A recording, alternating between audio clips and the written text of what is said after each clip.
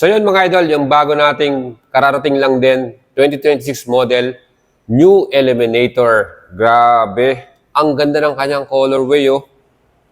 Sarap sa paningin, ano? Kulay orange, no? So bago to para sa Kawasaki. And ito po, expressway legal din to, syempre.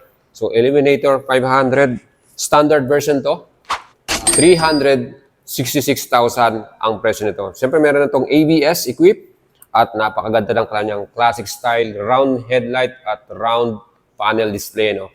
Plus yung kanyang mirror, round na rin. Sa mga mahilig sa mga retro styling, ito po ang bagay sa inyo. Ito ang kanilang classic bike na Eliminator 500. No? Ganda.